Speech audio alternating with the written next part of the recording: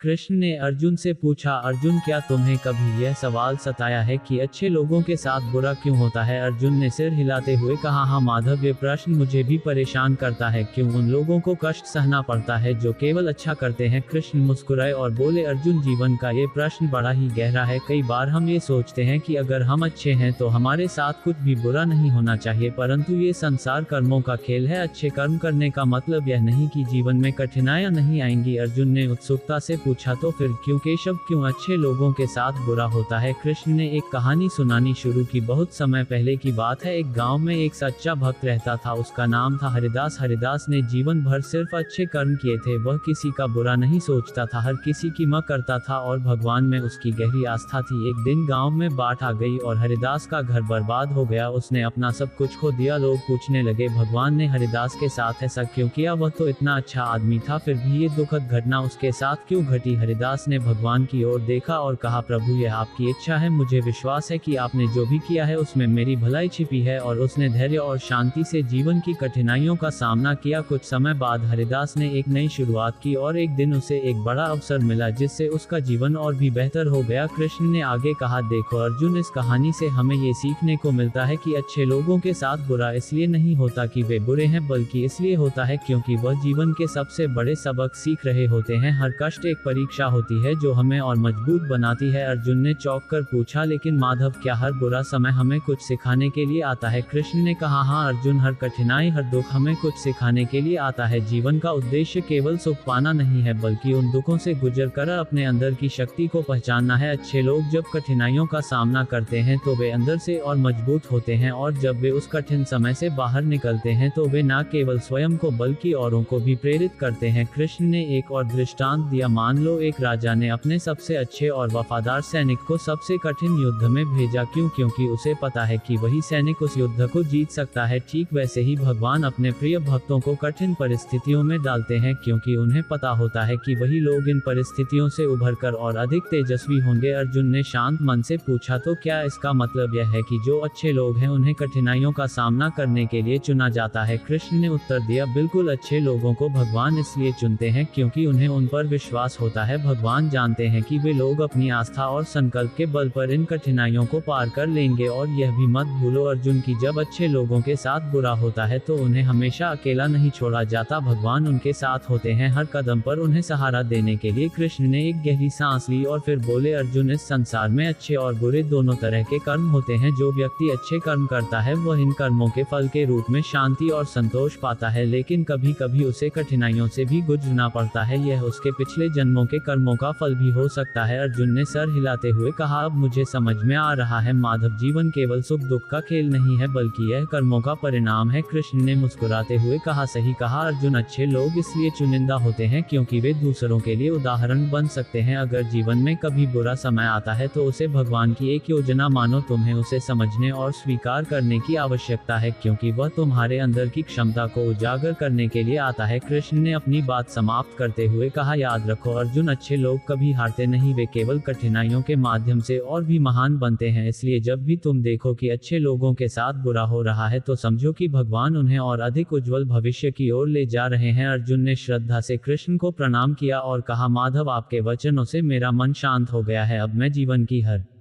कठिनाई को स्वीकार करूंगा, ये सोचकर कि यह भगवान की योजना का एक हिस्सा है। कृष्ण मुस्कुराए और बोले, यही तो जीवन का रहस्य है अर्जुन, शांति और धैर्य के साथ हर परिस्थिति का सामना करो, क्योंकि भगवान हमेशा तुम्हारे साथ हैं।